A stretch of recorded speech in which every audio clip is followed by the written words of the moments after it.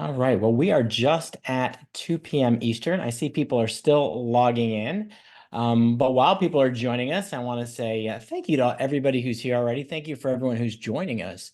I was just thinking about Lunch with Haley and how long we've been doing this. And if I'm not mistaken, we are entering our 15th year of Lunch with Haley webinars. So we started this just about the time of the Great Recession as a way to give back ideas and information to the staffing industry. And along the way, the American Staffing Association said, hey, you guys got some good training, and they enabled us to provide accreditation to everyone who's attending these classes. So it's been quite a journey. I'm excited to share with you the next episode of this journey today. And as we get into it, just a couple of things. Usually we put this at the end, but I want to put a couple of things up front. A lot of you know, maybe not everybody, that in October, we switched our monthly newsletter to a weekly newsletter, and we shortened it so that it's just a quick idea every Saturday morning. If you're not getting Smart Ideas Weekly and you're looking for better ways to sell, better ways to market, better ways to recruit, get on the list. It's usually less than a 3-minute read, and you'll get at least one actionable idea you can put into practice to help your staffing company be more successful. And we went to weekly, sort of the same reason we started Lunch with Haley. We knew that it's getting tougher to sell. We knew that staffing professionals could use more help, and we wanted to do all we could to contribute. So join the list if you're not on it, haleymarketing.com/smartideas. And speaking of giving away information, we also modified our podcast. So Secrets of Staffing Success is, I think, the longest running podcast with the most listeners in the staffing industry.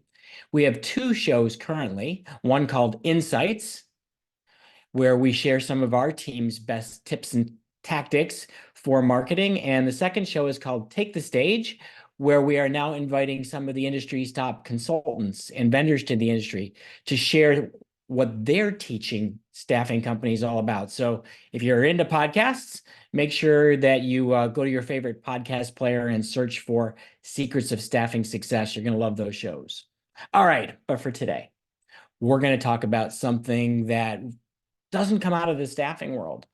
In fact, it comes out of the .com world, the e-commerce world, and it's all about creating conversion funnels.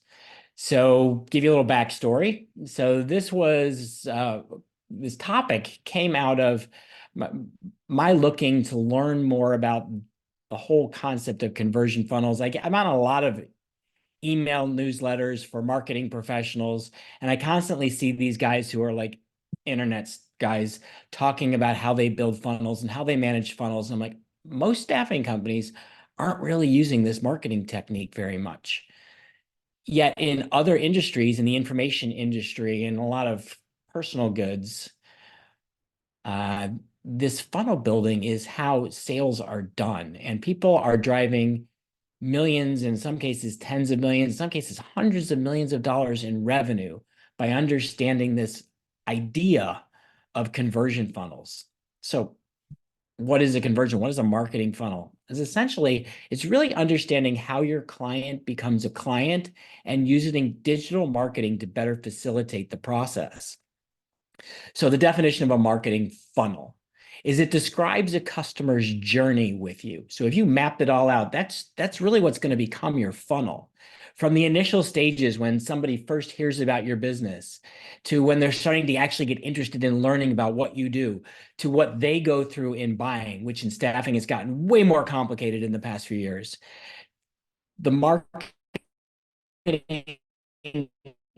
funnels are mapping the routes from a simple diagram. Is you have this funnel, top of the funnel, middle of the funnel, bottom of the funnel.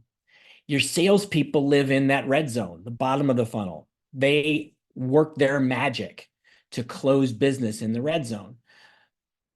But as marketers or in supporting salespeople, we need to think about what happens before sales is about to make the close. What happens before they're even ready to talk to sales? And that's the top and the middle of the funnel. Now, you can also think about this for recruiting because it applies to job seekers as well. And the bottom of the funnel is when people are either talking to a recruiter or applying to a job. but there's a lot of things that come before that when people start to learn about your business and engage with your brand. So why do you need this? Is it really necessary? I mean, staffing has been around for a long, long time. We had one client that started in the 1800s.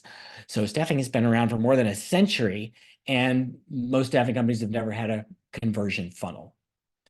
So why is a funnel needed? So I'm a big fan of a book written in the 1990s called The Ultimate Sales Machine by a guy named Chet Holmes. And so in the book, Chet has this pyramid he draws. He says the very top of the pyramid, when we're selling, this is where we want to be. This very peak of the pyramid are about 3% of all the people you're going to call in. And those are the people who they're buying right now. So if I start cold calling, about 3% of the people I'm cold calling for staffing services are actively going to be looking for a staffing vendor. They need to hire. They're not satisfied with their current vendors. They're going to be looking for someone new. 3 might actually be high, but this data crosses all industries. And then after that, there's another 6 or 7%, let's call it 10% total, that are now potential buyers. They're open to buying from you. So, hey, sales team, this is when you're making your calls. These are the people that you're talking to. These are the people you want to be spending your time with. But that's only 10% of this pyramid. Then there's 3 more segments. There's a 30% of people who they're really not thinking about it. They're happy with their current vendors. They don't perceive any immediate hiring needs. They're not motivated to be in that top 10%. So maybe they'd look at it, but not today. It's not a priority. And then there's another 30% that they just don't think they're interested at all. Yeah, there's no reason I would change. We've got a great relationship with who we're working with. Our staffing needs aren't that heavy. It's too expensive anyway. Why would I send it out? All the excuses that clients make. So these are the people who they don't think they're interested because they haven't had a pain that's big enough to look for a new staffing vendor. And on the bottom of the pyramid, there's a last final 30%. It's a big chunk. They're definitely not interested. You could be giving away free $100 bills and they don't want to meet with you. So why is the funnel needed? It's those 2 middle 30s. Those are tomorrow's customers.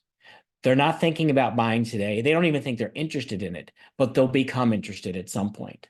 They'll become the companies that you call on like, I just had a staffing need and I went to somebody else because you weren't top of mind. They'll be the ones who that a problem comes up in their business that their current staffing vendor can't fulfill, and somebody else is going to get the opportunity. These are the ones you market to. These are the ones you nurture. These are the ones you start to build relationships with so that you push them into the top 10% and you keep your salespeople mostly focused on that top 10%. Sales is happy. Clients are happy. Marketing is doing a great job advancing people up this pyramid. All right, so I love this diagram. I'm not going to really explain it, but I was looking to explain the buyer's journey and how it got more complicated, and I found this crazy diagram that just shows everything that can happen from the time a client identifies a problem to they pick the supplier to satisfy that problem. And there's a bazillion things where they're integrating or they're interacting with your content, your ideas, your salespeople. The idea is that buying has gotten really, really complicated. And if you sell staffing services and you've been doing it for a few years, you've seen it go from I'm selling directly to one buyer who can make a purchasing decision to now the buyer's got to be part of a team where I'm selling to people who have more strategic decision-making thought processes and financial, economic thought processes and the HR management thought process and the hiring manager thought process. And for every one of those buyers, your value is different. They don't all get the same thing out of working with you. So that journey you have in making a sale and going from start to purchase has gotten way harder. So we weren't going to worry about that diagram for the details. I'm going to simplify it. So let's look at what is a marketing funnel? Very simply put, these are the stages in a marketing funnel. Now, if you Google it, you'll find different versions of this. Sometimes there's 5, sometimes there's 6, but essentially there's awareness, interest, evaluation, decision, purchase. We're going to talk about all those in just a minute. But a marketing funnel is not the same thing as your sales pipeline. Your marketing funnel is the journey of the prospect going from, I've never heard of you. I don't even know why I'd be interested in what you do. I would create awareness to, I'm evaluating you and I'm making a purchase decision. Now in sales, we have a different pipeline. Sales pipeline is more of how a salesperson moves prospects from the time they are reaching out, outbound prospecting to closing. There's a lot of overlap between the sales process and the marketing funnel. But most of those green rectangles, they actually start down at the interest or evaluation, not necessarily at the awareness. A lot of staffing companies are trying to do the prospecting to create the awareness, but as I'm sure you all know, that makes it really difficult to sell because you're selling against somebody, an audience that is not predisposed to talk to you, that doesn't have an awareness of the reason they want to speak with you, doesn't have awareness of their problem, and it makes selling harder than it needs to be. So let's go through what happens in these stages. So in the awareness stage, people are just starting to become aware that your company exists. But the bigger thing is they're becoming aware of problems they have. Now, they may know they have a problem. They may be becoming aware of the fact that there's a new solution to that problem, or you may introduce them to problems they didn't even know they have. To give you a tangible example, I was speaking with a client of ours not too long ago, and I asked this individual, what's the biggest problem your clients have right now? And she said, I think the biggest problem they have right now is the accuracy of timekeeping with the temps we send out. And I paused and I said, is that their biggest business problem, the accuracy of timekeeping? Or is the biggest problem they're having something else? Is it maybe related to the quality of those workers or no call, no show? And she said, oh yeah, 100%. Their biggest problem is the workforce is totally unreliable and they can't stand it. That's the problem they have. They know they have that problem. So it's that third bullet. We need to make them aware that there's different and better solutions, and her staffing company can provide those different and better solutions. She actually had some great data to prove that she can. But at the awareness stage, we're not selling your business. We're not making a pitch for why you're the best staffing company. And I've seen a lot of direct marketing campaigns that start with, here's why we're a fantastic staffing company, and they don't work. Because here's why we're a fantastic staffing company doesn't happen until evaluation. At awareness, we're making people want to talk to you because of the problems they have. It's what's happening in their world. Interest is when we start to get them interested in what you can do for them. Hey, you offer a solution or a better solution to a known problem. You're helping them capture an opportunity, grow their company, take on a new market. You're helping them deal with something that's a capacity constraint and they can't get it done. You're helping them get the C and D tasks off their plate so they can focus on what's more important. At this stage, the interstage, you're focused on solutions to problems and capturing opportunities. You're still not selling your company. Now we're going to get to sales, evaluation phase. Finally, now you start to tell them what you do. Now you start to tell them specifically how you solve the problem. Now you start to explain what makes you different. And you can see these things, these bullets here, are very much where we typically start the sales process. But if we haven't gotten in the brain of that prospect to get them interested in who you are and what you can do, it's a lot of hot air that's not making much impact when you start with what you do and how you solve the problem and what makes you different. We have to go through awareness and interest first. And then we also have to think about our prospect. How will what you're doing impact their business? So they buy from your company, they buy your staffing services. What bottom line impact is it having? Are you saving them time? Are you saving them money? Are you enabling them to take on some new challenge? Are you getting rid of a headache? And personally, for each person you're selling to, how does your services benefit that individual? If they're in HR, does it make them look good? If they're a hiring manager, does it make them more successful, help them achieve their goals? If they're a financial decision maker, are you helping them reduce their overall costs of labor? How are you helping that individual and their company? And then people are going to say, can I afford it? Now they're going to say, what's your price? But what they're really saying is, you're giving me a solution and can I afford to implement it? Now, if your solution is more expensive than a competitor's, then you have to be able to show them the return on that investment. That happens in the evaluation phase. If you can't prove that what you're selling has greater value than what they're buying from somebody else, they're going to say, hey, the other guy's price is lower. I'm not going with you. Now, we get to the decision-making phase. Now, basically, the customer is saying, yeah, everything you said sounds great. Prove it. Do I trust you? Have you built trust? Now you can see why this is a salesperson. Has the salesperson built trust? Has marketing provided the right content and the right communication to help support that salesperson to build trust? Do I like you? Now, we can be as logical as you want, but if the customer doesn't like your salesperson, they're not going to buy from you. If they don't like your business and what you stand for, they're not going to buy from you. So this is a big one. I was just reading an article last night talking about how the CEO's job has gone from managing growth and managing talent to managing growth, managing talent, and managing social issues. Because for a lot of companies, what you stand for in the marketplace makes a big difference, and do people trust and like you? That's a minefield. I'm not walking down that minefield in this webinar. But for your business, you have to think about who your customers are, what will make them trust and like you. Part of it is the personality of the salesperson. Part of it is your track record. Part of it is the awards you won. These days, a big part of it is your online reputation, the reviews you have.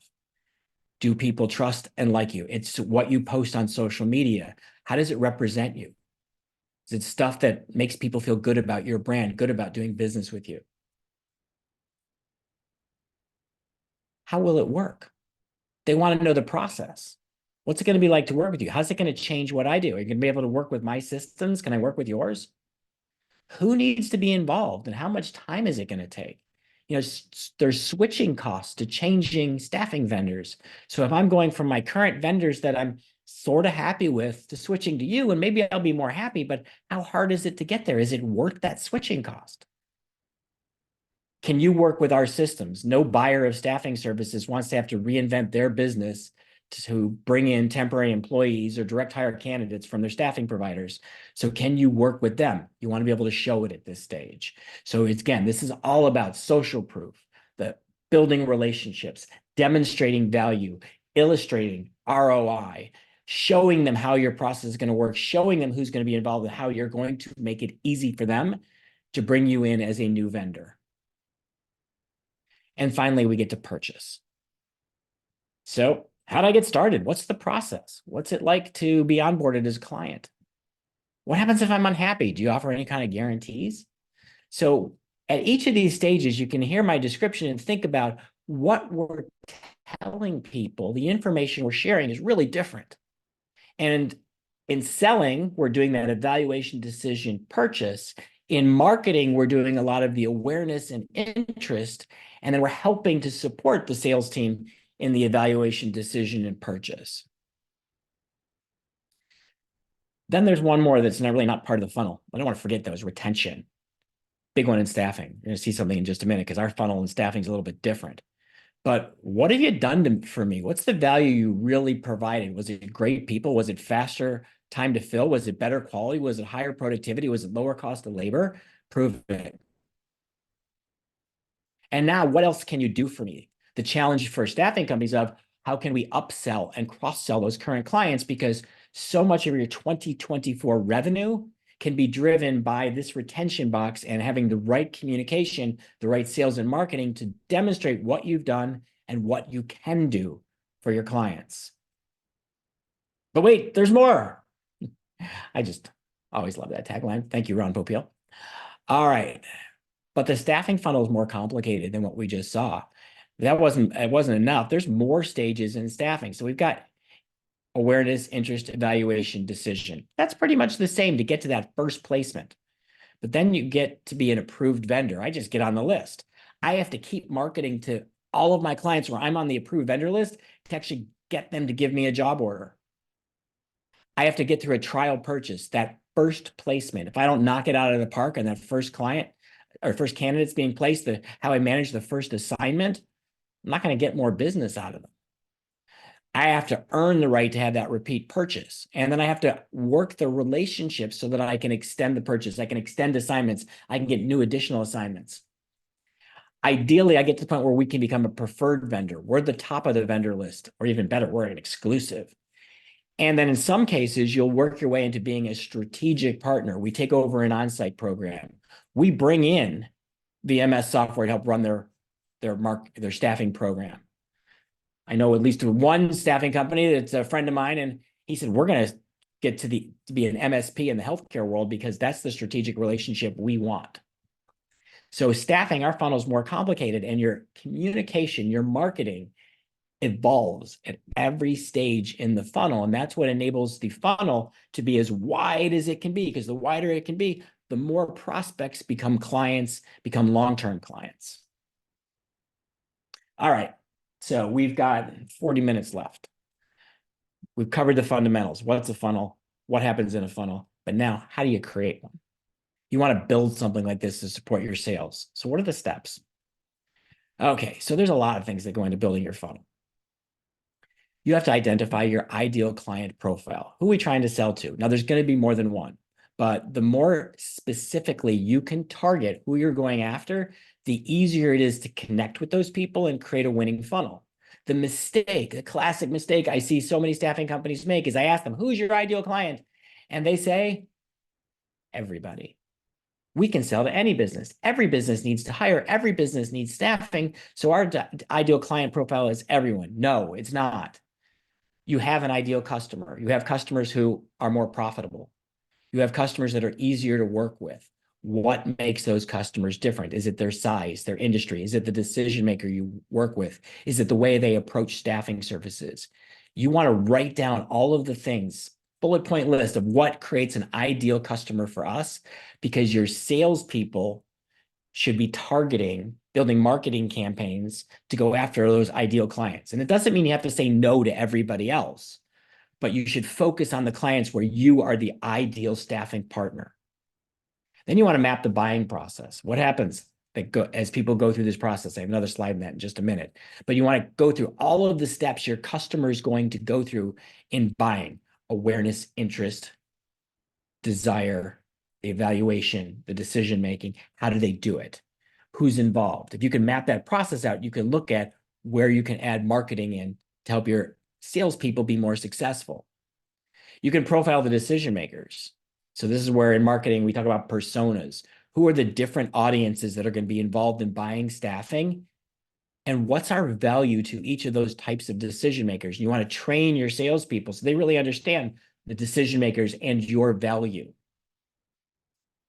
Then you're going to look at your sales channels. I'll show you what I mean by this in a minute, but this is like all the different ways we can communicate with people, because we're going to use multiple channels of communication if we want to maximize our probability of sales success. Then we got to align marketing and sales so that everybody's speaking the same language, and the marketing department is doing a great job teeing things up effectively for sales, and then supporting sales as sales is doing their job of landing the customers. We have to look at what kind of content is needed. We get the enablement content. Basically, what are we going to share that makes it easier to have conversations with people, that makes it easier to persuade them into working with you, it makes it easier to prove your value. At each stage we go through, there's going to be different kinds of content. We're going to walk through that in a little bit. Then we have to follow up and nurture. Staffing is not a one-call close. So we have to assume it's going to take at least 8 touches, probably more likely 15 to 20 touches. And I heard one consultant saying it takes more than 70 touches now to get someone to become a client. So you need to have a process in place to do that follow-up and nurture. And this is a combination of automation, content, and salespeople picking up the phone and emailing and communicating via LinkedIn. And we do want to add in automation wherever we can, because if we can automate the process, we can ensure no prospect gets left out, nobody falls behind. All right, there's a couple of these I want to get into a little more detail. So mapping the buying process. You really want to think about how many people are involved when you make a sale and what are their job titles. How can our sales team connect with these people on a consistent basis? Some of them they may not be comfortable talking to. If there are senior level executives involved in the buying process and your sales team is not comfortable talking to C-level decision makers, we got to help them be more comfortable. We have to give them tools that make it easier for them to connect with that audience. Or if it's HR or purchasing, how can we be nurturing relationships with these people consistently? How can our sales reps build lasting relationships with the key decision makers? What should we be doing besides selling stuff? From simple things like, hey, invite them to lunch, or sit down for a quarterly business review, a QBR, what can we do to really ensure we're building, deepening, and strengthening relationships? And also not just with the one key decision maker, but we're building a network of key decision makers so that in the event that our key decision maker moves on from their job, we don't lose the client relationship. How many customer touch points do we need to design to generate a sale? Is it 8? Is it 10? Is it 12? Is it 72? So we need to think about all of those places where we're going to be interacting with customers in person, over the phone, on the web, through other channels like your cell phone. What are all the touch points and how do we control them so that we're always putting our best foot forward? One of the things I know a lot of sales coaches will say is you should get the sales team together, brainstorm what's working, and script it. Not so that everybody's following the script, but that so everybody knows the scripts that have the best results. And they know what scripts to use and when to use them. That script could be a verbal script, it could be an email script, it could be a text message script, it could be an automation script. But we want to make sure we're using what proves or has proven to be most effective in our business. For every type of decision maker, what specific challenges do your staffing services help your clients overcome? How do they help control costs? How do they help drive productivity? How do they help companies manage risk? How do they help companies get more done? How do they help people be more successful, your clients be more successful in their jobs? You really need to think about all of the benefits of working with your company, because the more benefits you have that you can rely on, the more you can talk about during sales conversations, the more you can build proof around to demonstrate your difference from other staffing companies. And related to the challenges, what specific results are your services helping your clients to achieve? They didn't come to you because they needed a temp. They didn't come to you because they were just looking for a candidate. They came to you because they had a problem to solve. They came to you because they had a warehouse that needed to get more goods out the door during their busy season. They came to you because their IT projects are taking too long. They came to you because they want to improve quality of care in their healthcare facility. So what results are you delivering? And if it's a financial decision maker, what results for that decision maker? If it's an HR, what results for HR? What results for the hiring manager? You want your salespeople, you want your marketing people to understand every customer, the challenges they have, and how your services are benefiting them. The sales channels, I mentioned I would talk about this one a little bit more. So sales channels are all the different ways we have to communicate. So there's traditional sales channels. I can make in-person sales calls. I can do remote calls on the telephone via Zoom. I can go to conferences or local events. I can do asynchronous selling. And this is probably the biggest one we're using today is asynchronous, one-way communication channels, Teams, Slack, video messaging, email, SMS or text messaging. These are all one-way communication channels. But when used as part of the sales process, one-way can actually be better than two-way, because one-way allows the buyer to consume the content at their convenience. It can help the buyer and the salesperson save a lot of time. So what do I mean by that? Like, let's say, for example, you have to do a proposal for a client, for a prospective client. Now, you could design a beautiful PowerPoint deck, have the world's greatest presentation, and then you need to schedule a meeting and get your sales team there and get everybody from the client's team together all at the same time. And it's a lot of effort to get everybody together. And while they're there, they're all busy thinking about the 18 other things they need to get done that day. So you're giving your presentation. It was a lot of work, and maybe or maybe not, it had the impact that you want. But instead, what if your salesperson gave the presentation to no one on Zoom and hit the record button? Now, what might have been a 45-minute in-person presentation might be a 10-minute video. And they make the video as the background information for an in-person meeting. And they send the video to the prospect saying, I know you're really busy. I don't want to have to schedule an hour of your time. I made this 10-minute video to show what we can do for you. When after you viewed it, then let's schedule some time to get together. We can do it over Zoom. We can do it in person, but we'll go through the questions and we'll see what kind of impact we can make for your organization. That asynchronous selling, the one way that allows the person to watch the video or consume content at their own discretion, actually enables the buyer to be more focused on your message because they're doing it when they want to. They're doing it when they're less interrupted. And it can shorten your sales process and increase the likelihood of sales closing when you're using that channel. Then there's marketing channels, search engine optimization, social media, paid advertising, email publications, print publications. We can be thinking about all the ways we can touch prospects with marketing communications to support what sales are trying to do, using case studies, sharing testimonials, sharing good educational articles, presenting a webinar, having a branded magazine that we send out. These are all examples of ways to use marketing to improve the communication with the prospect, help move them down that marketing funnel. And what we want to do is think about the buyer's journey, all those stages, and align the channels. So we're going to use more marketing at the top of the funnel, more sales at the bottom, but we're going to use marketing to support sales at the bottom.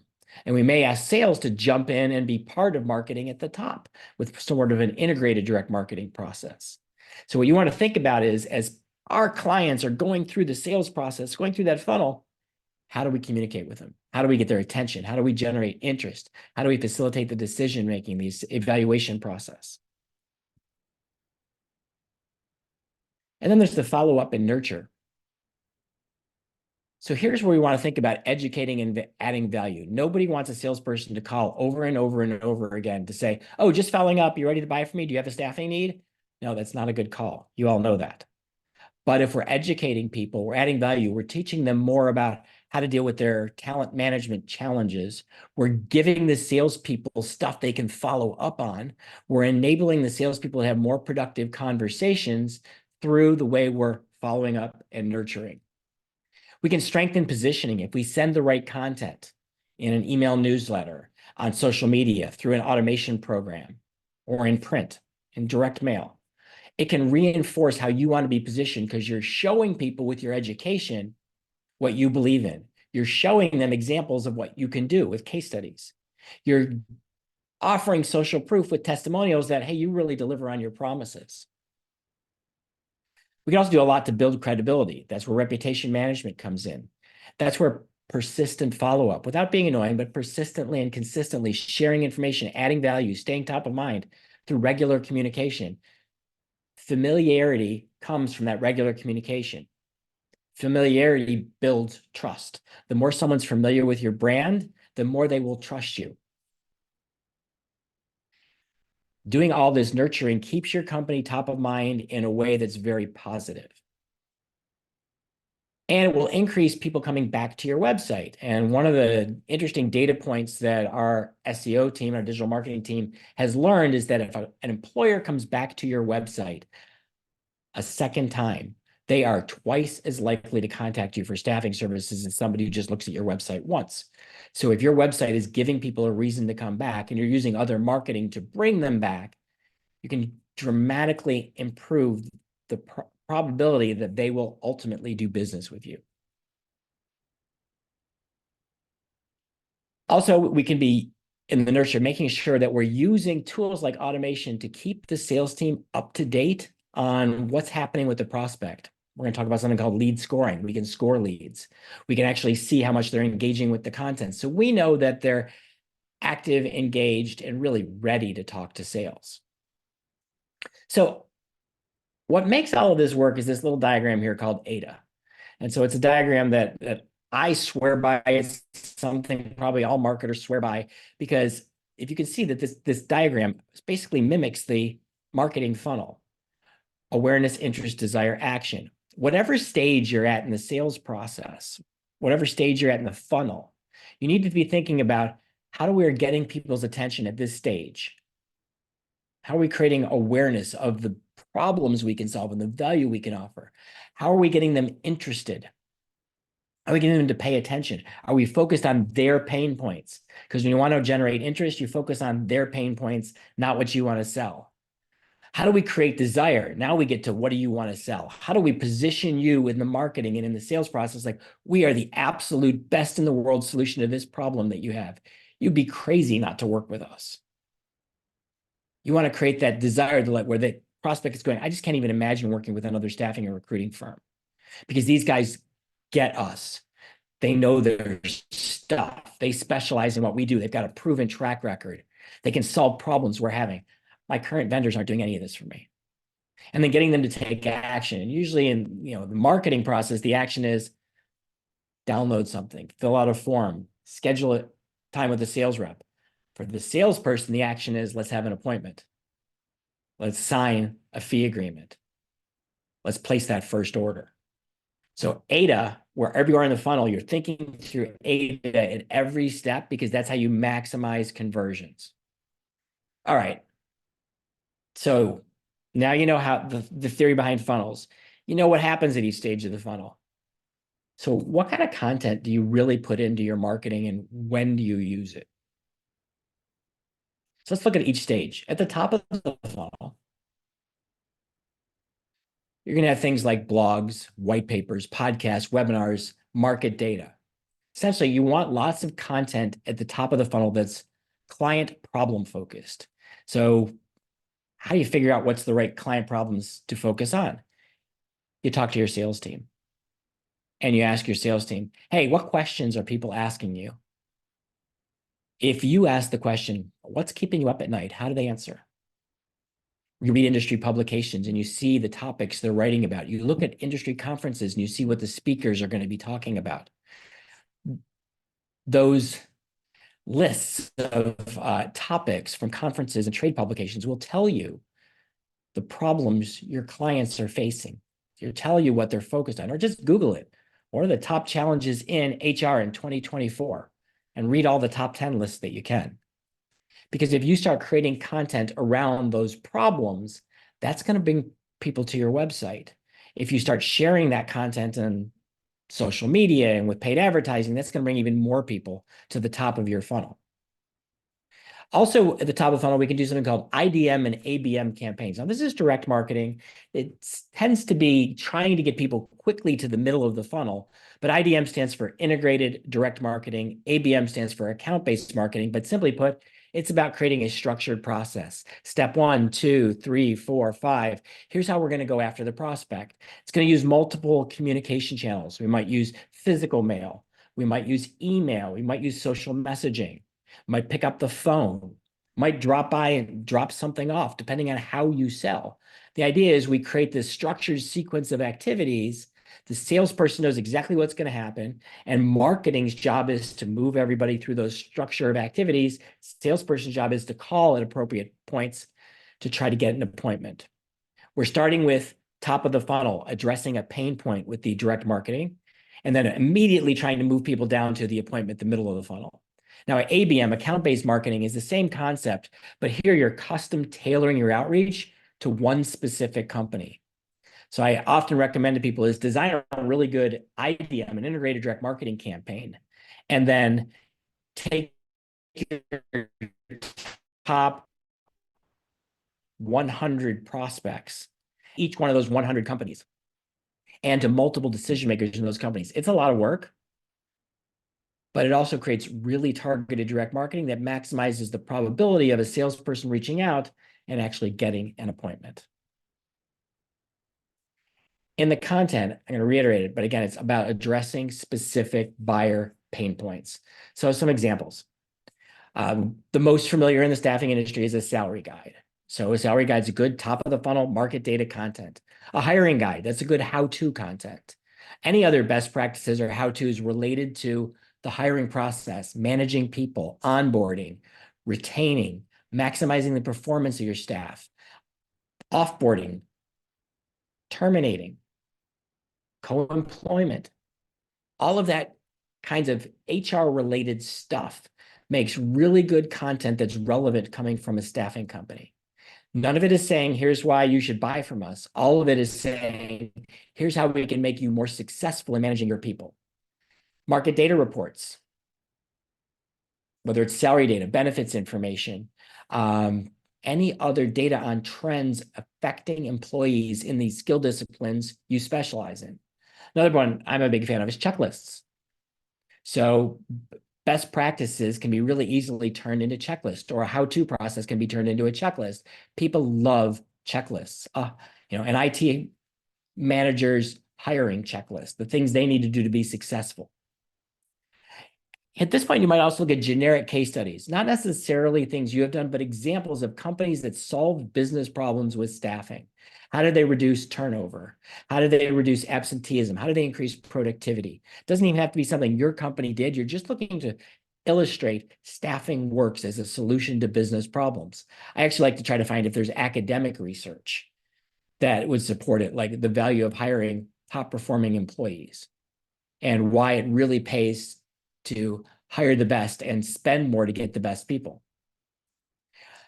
Next, blogs. Your blogging should address very specific buyer pain points and questions they're asking, the things they would go to Google to find an answer for. The more your blog is answering questions people are asking, the more traffic will come to your website. And your blog should really be about how do we maximize the volume of traffic, people coming to our site. And then the site's job is to convert those people and get them to come back. And of course, webinars or podcasts, that kind of thought leadership content can be fantastic. But here's another little secret. You don't have to be a thought leader to do thought leadership content. The benefits go to the show host, not necessarily the show guest. So you could have a podcast, you could have a webinar where you're inviting people in to share their opinions. You're inviting people in to be part of a panel discussion.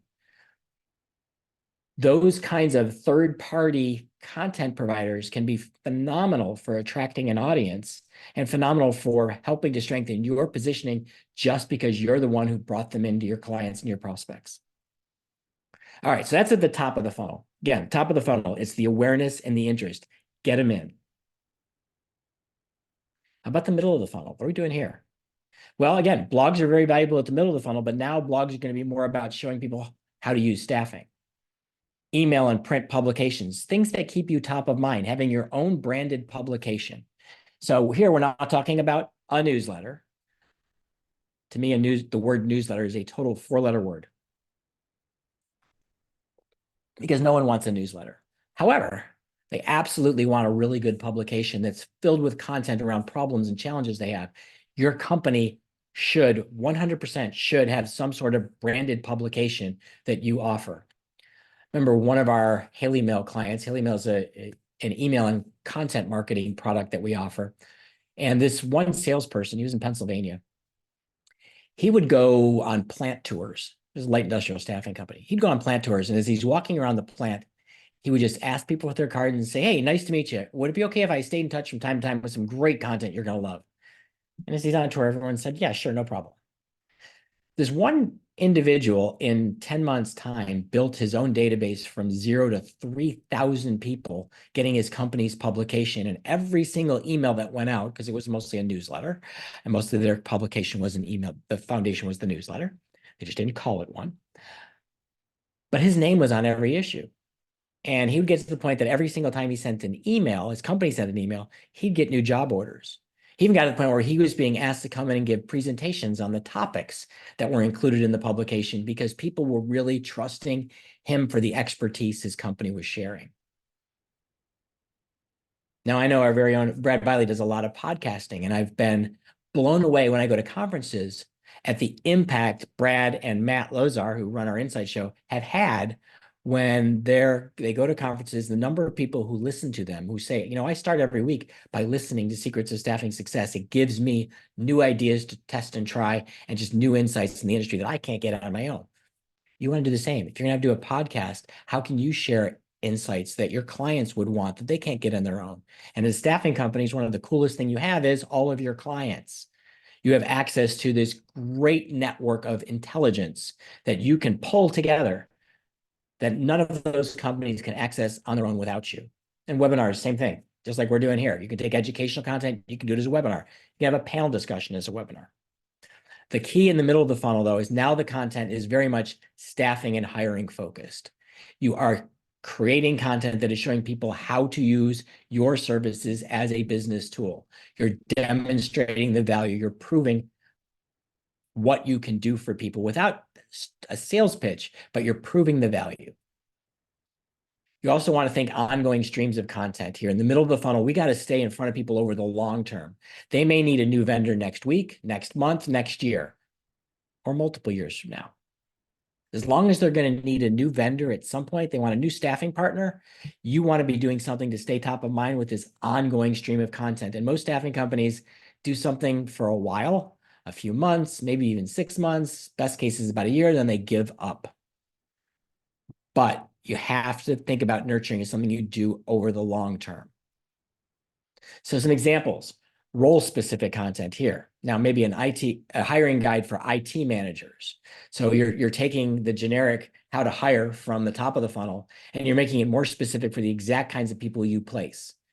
You're showing people basically best practices. A staffing user's manual.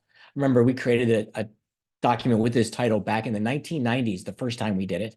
And we showed people how to use staffing as a tool. And I remember getting a call from a client because one of their prospects was a big payrolling company called Paychex. And they sent the staffing user's manual to Paychex. The HR manager at Paychex reached out to say, can we get 100 more copies of this book? Our client was sort of blown away and called us and said, can we get 100 more copies of this? And the reason is they wanted to hand that out to all of the hiring managers because HR wanted hiring managers to better understand how staffing can be used and how it helps their departments and what it should be used for and shouldn't be used for. And having that user's manual was a really easy way for HR to look really smart in supporting all of their internal managers. How about a buyer's guide, teaching people how to buy staffing services, how to work with you? Because as you know, there are buyers that are great and buyers that are not so great. And I'm sure you'd rather work with buyers that are great. So why not teach them to be great? Or similarly, how to get the best results working with your staffing provider. You're basically showing them how to have the relationship you want to have and why that relationship's beneficial to them. And again, case studies become a big part of the game plan here, but now the case study is about your company, things you've done. They're not generic. They're specific things you've done, value you've delivered to your clients, which gets us to the bottom of the funnel. So here it's company specific stuff. This is a long list and I apologize for an ugly list, so I'll just read it. Solution guides, which means how your company solves problems. Case studies, same thing we have in the middle of the funnel. Demos or videos of how you work. Process diagram showing what people are going to go through. Having a standardized RFP response or proposal template that the sales team can use. Having profiles of your recruiting team because a lot of times clients haven't met those people. They want to know who's going to be doing the recruiting. Having some sort of document that's an overview of all of your capabilities in terms of who you recruit for by skill discipline, by level of the individual, and problems you solve.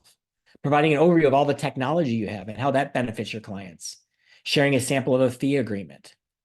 Giving an overview of your onboarding process or your guarantee program. And you can see now this is all stuff about your company. And what you're doing here is you're arming your salespeople with tons of great content that they can use to make the case. You don't want to just take all this and throw it at the client because it's too much. You want the sales team to be able to pick and choose, what do we have that I can take and send out when a prospect has a question for me? And I don't have to go think about it. I don't have to reinvent the wheel. It's all there ready-made to use. The other thing a lot of companies do, not so much in staffing, but you see this in other industries, are purchase incentives. But at the bottom of the funnel, what can I do to incentivize you to make the first hire, to place the first job order? So examples, case studies from companies that are similar to the ones you're selling to. Now having vertical market specific case studies become important. A video where you introduce the recruiting team and their background. Being able to share an example of your not share an example, to be able to have a standardized proposal template or RFP response template for the sales team to use so they can fill it out fast. Having a comparison you put together, benchmarking your services against your competitors in terms of the services offered, the reviews you've had, the depth of the teams. Showing an illustration or having an actual sample document that's your onboarding program for new clients. Having frequently asked questions, this is where they come into play on your website. Skill marketing, demonstrating the caliber of the individuals you place. This is bottom of the funnel marketing. And then having landing pages about your specific services. So your sales team, when they have somebody interested in a specific type of staffing services, could refer people to a related landing page to get more information that shows them what the service is, the problems it can solve, how you work, and how to get started. All right, sorry about the bullets animating weird here, but the retention stage. So when we get to client retention, Now, most of the content really is what are we doing to get feedback, net promoter surveys or other similar customer satisfaction surveys, to share information through quarterly business reviews, or to make customers feel special with client-only training or other events just for your clients. And then you also want to think here about growth marketing. Growth marketing is where you increase the value of working with that particular company. So do we have programs to help with upselling and cross-selling? And you actually need distinct marketing programs because it's hard to upsell. It's harder to cross-sell because when someone buys something from you, whatever they purchase, they think that's all you do. So we need a really structured game plan for how we go about getting more of the client's business, moving up down the funnel to becoming a strategic partner with the client, and cross-selling services from wherever we're being successful into other departments or other parts of the organization. All right, automation. I'd be remiss if I didn't at least talk about it, and I know our CMO, Jeff, would be slapping me on the wrist if I didn't talk about automation, but we want to be using automation to make sure no client or prospect ever gets forgotten. And there's a lot of places we can automate. So on our website, we can create landing pages that are around specific services or specific offers at the top, the middle of the funnel. We can use lead tracking software to see who's coming to our website. And we can now identify about 30% of web visitors by name. The software we're using now, actually, our clients get a daily report saying who's visiting their website each day. We can use lead scoring, where we're starting to see people interacting with the content on our website and with our emails, with our text messages. And based on the score, we assign points for different things. We can determine, is this someone to nurture, stay in touch with, hand off to sales because they're really ready, or we're never going to close these. They're the bottom of that first pyramid. Don't worry about them. Just make them go away. Then we have marketing automation. When somebody starts to engage with your content in your website, so a thank you page, very simple automation that gives people more to do after they fill out a form on your site. We can create post-download follow-up sequences if you're using Sense, Journeys, or Bullhorn Automation. These are thinking about the process someone will go through and how we map it all out based on how they interact with the content to offer people deeper content, to ask more questions, to determine if someone's sales ready. So the sequences help us structure everything that happens to create more touches from the awareness stage to the interstage, to the evaluation, to the decision stage. Automation can move people through the process. Now, automation doesn't mean you're just sending emails and text to people. It can also mean you're reminding the salespeople to make calls or scheduling a letter being sent.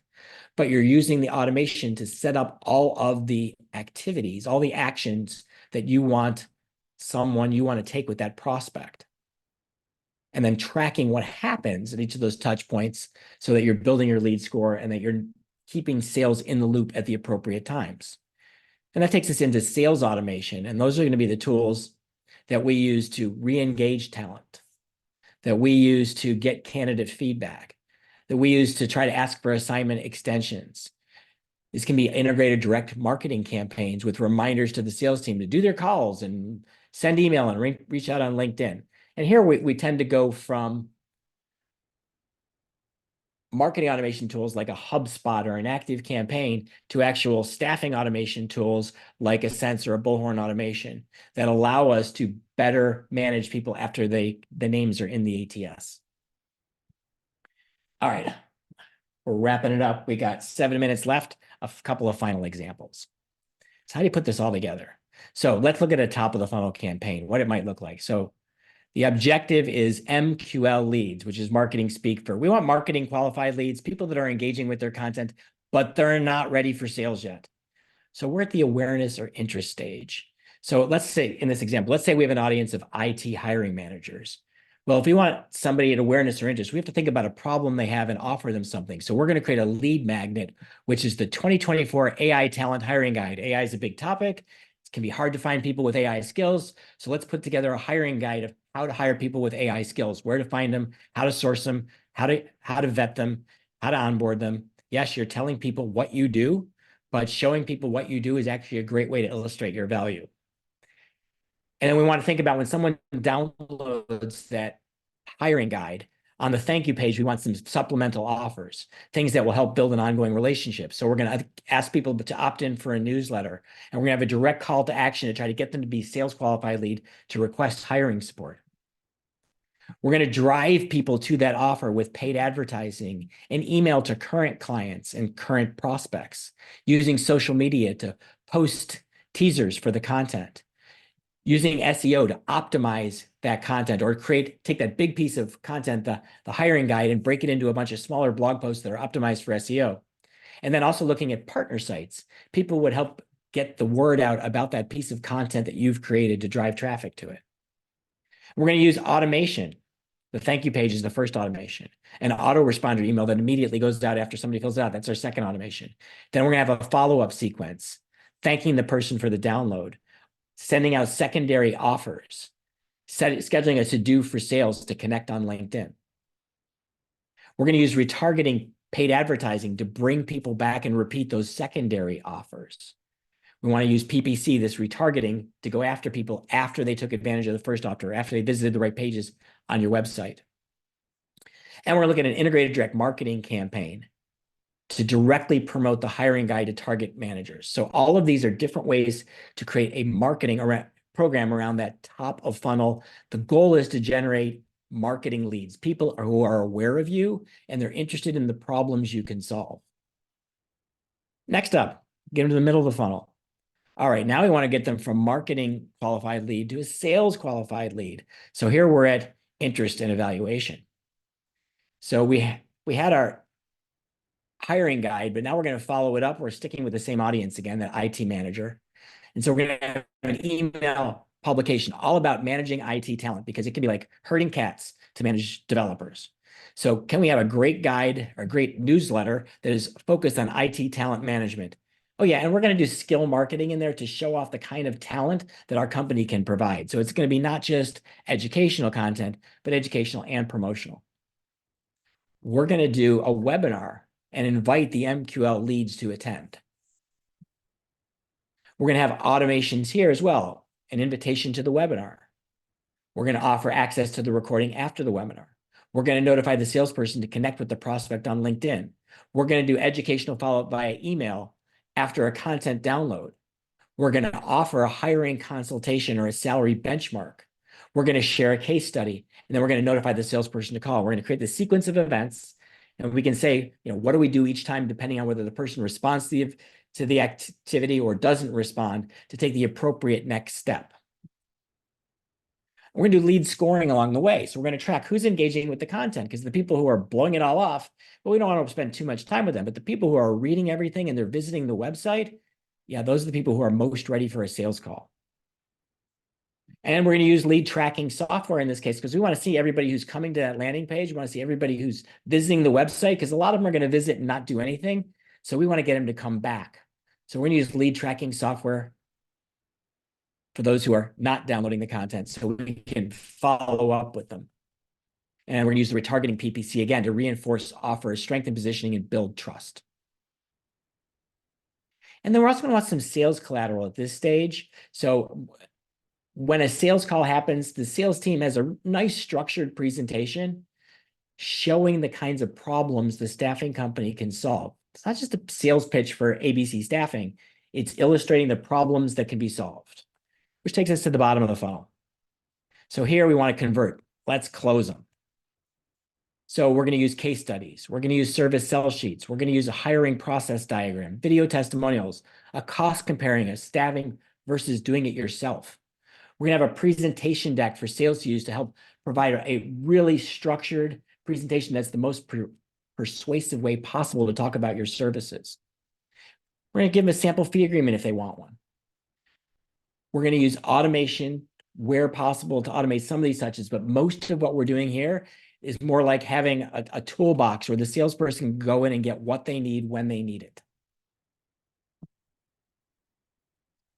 And again, that structured presentation of staffing services and how it can be used to solve business problems. Now, at this stage, it's about giving the sales team a toolbox more than it is just sending everything out. So this long list of bullets are all of the things that you might want your sales team to have. All right, we did it right on time. which brings us to questions. This was a lot. This is probably, from an information standpoint, one of the heaviest presentations we have. If you have questions, feel free to reach out. You can call us, you can email us, visit our website. We are more than happy to answer questions, help you build a winning sales funnel.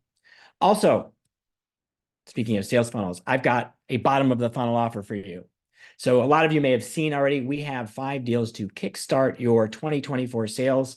So if you're looking to get a great deal, this ends on February the 29th, but we're doing 10% off on lead magnet creation, which you saw in here today, integrated direct marketing campaigns, which you saw in here today, helping you scale up or start up your automation programs on Bullhorn Automation or Sense.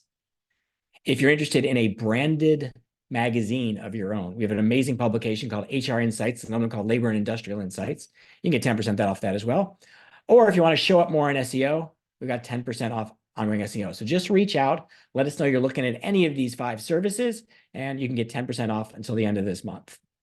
Now, just going back to the beginning, if you're not getting our newsletter, please opt in, haleymarketing.com/smart-ideas. And if you're not listening to the podcast, take out your phone, go find Secrets of Staffing Success, and listen in. And last but not least, please join us next month, where we're going to talk about advanced cross-selling and upselling strategies for staffing firms. We're going to show you how to extend your reach, because as you kind of have seen as our 2024 theme, our Lunch with Haley webinars are really focused on ways we can help you sell.